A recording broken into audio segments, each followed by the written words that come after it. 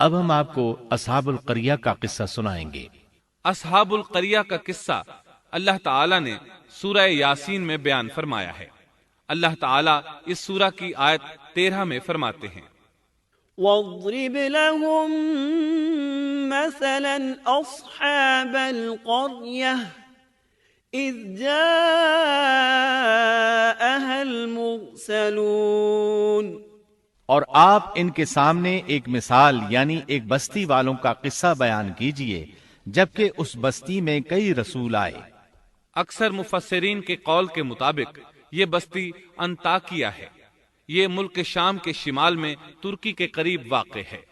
اس بستی میں اللہ تعالیٰ کے رسول تشریف لائے، جیسا کہ سورہ یاسین آیت 14 میں ہے۔ اِذْ أَرْسَلْنَا إِلَيْهِمُ اثْنَيْنِ، جب ہم نے ان کے پاس 2 رسولوں کو بھیجا۔ ایک ہی وقت میں 2 نبی دونوں دعوت پیش کرتے ہیں، لیکن ہوا کیا؟ اللہ فرماتے ہیں، فَكَذَّبُوهُمَا فَعَزَّزْنَا بِثَالِثٍ فَقَالُوا إِنَّا إِلَيْكُمْ مُرْسَلُونَ۔ سو ان لوگوں نے اول دونوں کو جھٹلایا، پھر ہم نے تیسرے سے تائید کی، سو ان تینوں نے کہا کہ ہم تمہارے پاس بھیجے گئے ہیں۔ مطلب یہ کہ 3 نبی بیک وقت انہیں اللہ کا پیغام سناتے رہے۔ ایک قول کے مطابق ان تینوں کے نام صادق، صدوق اور شلوم تھے، واللہ عالم۔ انہوں نے اپنی قوم کو توحید کی دعوت دینی شروع کی، انہیں ڈرانا شروع کیا اور یہ اعلان بھی کیا، وَمَا عَلَيْنَا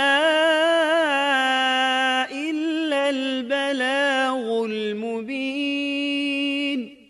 ہمارے ذمے تو صرف واضح طور پر پہنچا دینا ہے۔ تمہیں ہدایت سے سرفراز کرنا ہماری ذمہ داری نہیں، ہدایت صرف اللہ تبارک و تعالی کے اختیار میں ہے۔ ان میں سے کچھ بدبخت لوگ سابقہ بدبخت قوموں کی طرح کہنے لگے، قالوا ما أنتم إلا بشر مثلنا وما أنزل الرحمن من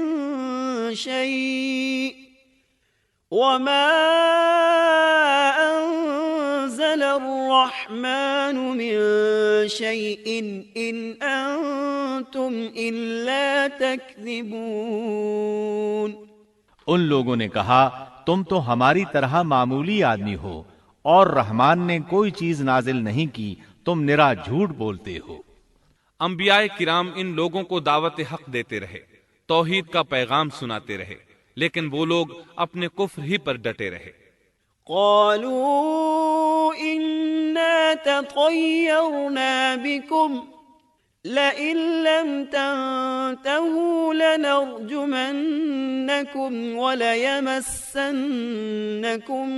منا عذاب أليم۔ انہوں نے کہا کہ ہم تو تمہیں منحوس سمجھتے ہیں، اگر تم باز نہ آئے تو ہم پتھروں سے تمہارا کام تمام کر دیں گے اور تمہیں ہماری طرف سے سخت تکلیف پہنچے گی۔ پہلے تو انہیں منحوس قرار دیا، پھر سنسار کرنے کی دھمکی دی، سخت سزا کی باتیں کرنے لگے۔ انبیاء نے انہیں جو جواب دیا سورہ یاسین آیت 19 میں اس طرح ہے، قالوا طائركم معكم أئن ذكرتم بل أنتم قوم مسرفون۔ ان رسولوں نے کہا کہ تمہاری نحوست تمہارے ساتھ ہی لگی ہوئی ہے، کیا اس کو نحوست سمجھتے ہو کہ تمہیں نصیحت کی جائے، بلکہ تم حد سے نکل جانے والے لوگ ہو۔ مطلب یہ تھا کہ تم سابقہ قوموں سے بھی آگے بڑھ چکے ہو، ان تمام حدوں کو پھلانگ چکے ہو جن کی وجہ سے سابقہ قومیں تباہ و برباد ہوئیں۔ اب تم نے اس آخری حد کو چھو لیا ہے جس پر عذاب آ جایا کرتا ہے۔ اب بھی وقت ہے، ہماری بات مان لو۔ یہ بحث ہو رہی تھی کہ ایک آدمی وہاں آ پہنچا، اس نے خطرہ محسوس کر لیا تھا، جان چکا تھا کہ یہ قوم بھی سابقہ قوموں کی طرح حدود کو پھلانگ چکی ہے، اسے عذاب آتا محسوس ہو رہا تھا۔ اکثر مورخین کا کہنا ہے کہ وہ شخص حبیب نجار تھا، سورہ یاسین آیت 20 میں ہے۔ وجاء من أقصى المدينة رجل يسعى اور ایک شخص اس شہر کے آخری حصے سے دوڑتا ہوا آیا۔ وہ شہر کے دور کنارے پر کاروبار کرتا تھا۔ اس نے محسوس کیا کہ عذاب بالکل قریب پہنچ چکا ہے۔ وہ وہاں سے دوڑتا ہوا ان لوگوں تک پہنچا۔ سورہ یاسین آیت 20 اور 21 میں اللہ تعالیٰ فرماتے ہیں، وجاء من أقصى المدينة رجل يسعى قال يا قوم اتبعوا المرسلين اتبعوا من لا يسألكم أجرا وهم مهتدون۔ اور ایک شخص اس شہر کے آخری حصے سے دوڑتا ہوا آیا اور کہنے لگا، اے میری قوم، ان رسولوں کی راہ پر چلو، ایسے لوگوں کی راہ پر جو تم سے کوئی معاوضہ نہیں مانگتے اور وہ راہ راست پر ہیں۔ مطلب یہ کہ رسول تو تمہیں نیکی اور بھلائی کا حکم دیتے ہیں، کسی برائی کا حکم تو نہیں دیتے۔ ان کا اخلاق بھی عظیم ہے، یہ تم سے کسی اجرت کا سوال بھی نہیں کرتے۔ اس کے بعد اس نے جو کہا آیت 22 اور 23 میں مذکور ہے، وما لي لا أعبد الذي فطرني وإليه ترجعون أأتخذ من دونه آلهة إن يردني الرحمن بضر لا تغن عني شفاعتهم شيئا ولا ينقذون۔ اور مجھے کیا ہو گیا ہے کہ میں اس کی عبادت نہ کروں جس نے مجھے پیدا کیا، اور تم سب اسی کی طرف لوٹائے جاؤ گے۔ کیا میں اسے چھوڑ کر ایسوں کو معبود بناؤں کہ اگر رحمان مجھے کوئی نقصان پہنچانا چاہے تو ان کی سفارش مجھے کچھ بھی نفع نہ پہنچا سکے اور نہ وہ مجھے بچا سکیں۔ یہ جھوٹے معبود تو مجھے بچانے یا چھڑوانے کی ذرا بھی طاقت نہیں رکھتے۔ اگر اللہ تعالیٰ مجھے کسی طرح کی تکلیف پہنچانا چاہیں تو یہ میرے کچھ بھی کام نہیں آ سکتے۔ سورہ یاسین آیت 24 اور 25 میں آتا ہے، انی اذا لفی ضلال مبین انی آمنت بربکم فاسمعون۔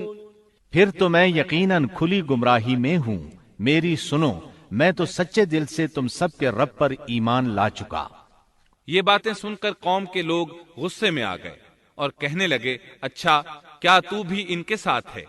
غصے میں اس پر پل پڑے اور نیچے زمین پر پٹخ دیا۔ لوگ اسے مارنے پیٹنے، اس کے اوپر چڑھ کر کودنے لگے۔ ابن عباس رضی اللہ عنہما بیان کرتے ہیں کہ اس کے پیٹ پر چڑھ کر کودنے لگے، یہاں تک کہ اس کی آنتیں باہر نکل آئیں۔ بالآخر انہوں نے اسے شہید کر دیا۔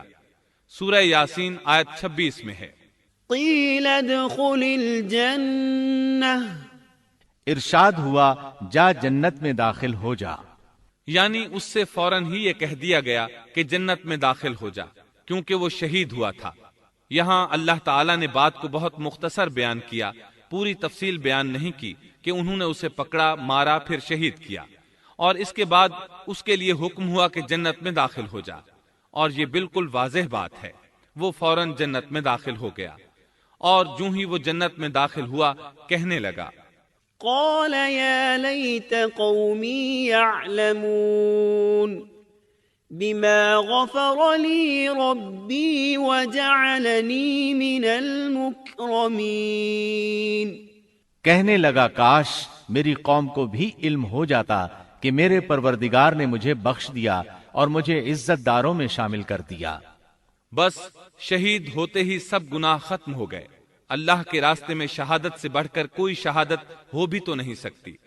اللہ تعالیٰ کی بارگاہ میں دعا ہے وہ ہم سب کو بھی اپنی راہ میں شہادت نصیب فرمائے، اس لیے کہ شہید کو اللہ کی طرف سے وہ اعزاز اور اکرام ملتا ہے جو کسی اور کو نصیب نہیں ہوتا۔ اب اس قوم کی سنیے جس نے اسے شہید کیا تھا۔ اللہ تعالیٰ سورہ یاسین آیت 28 اور 29 میں فرماتے ہیں، وما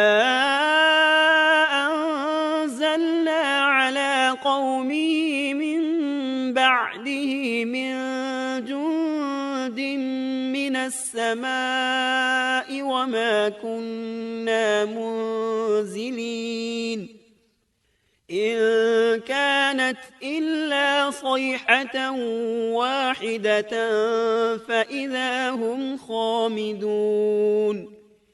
اس کے بعد ہم نے اس کی قوم پر آسمان سے کوئی لشکر نہیں اتارا اور نہ اس طرح ہم اتارا کرتے ہیں، وہ تو صرف ایک زور کی چیخ تھی کہ یکا یک وہ سب بجھ بجھا گئے۔ اس موقع پر جبریل علیہ السلام اکیلے ہی آئے تھے اور انہوں نے ایک چیخ ماری تھی اور بس وہ سب کے سب اسی دم بجھ گئے، مر گئے۔ اللہ تعالی آیت 30 میں فرماتے ہیں، يا حسرة على العباد ما يأتيهم من رسول إلا كانوا به يستهزئون۔ ایسے بندوں پر افسوس، کبھی بھی کوئی رسول ان کے پاس نہیں آیا جس کی ہنسی انہوں نے نہ اڑائی ہو۔ یہ جبریل امین علیہ السلام کون ہیں، کیا ہیں؟ اللہ کی مخلوق میں سے ایک مخلوق ہیں۔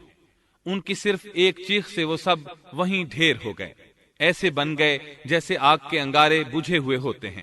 سبحان اللہ، پاک ہے وہ ذات جو زبردست قوتوں والی ہے اور جس نے جبریل علیہ السلام کو پیدا فرمایا ہے۔ اور جب جبریل مخلوق ہے اور مخلوق کی یہ طاقت ہے تو اس خالق و مالک کی طاقت کا اندازہ بھلا کون لگا سکتا ہے؟ اس کی طاقت کی کیا کوئی حد ہو سکتی ہے؟ یہ قصہ تھا اصحاب القریہ کا جنہوں نے پیغمبروں کو جھٹلایا، اور یہ تھے چند ایک واقعات ان نبیوں اور قوموں کے اور ان کی بستیوں کے جو سیدنا ابراہیم علیہ السلام اور سیدنا شعیب علیہ السلام کے درمیانی زمانے میں ہوئے، جن کے واقعات اللہ تعالیٰ نے ہمارے لیے قرآن کریم میں بیان فرمائے۔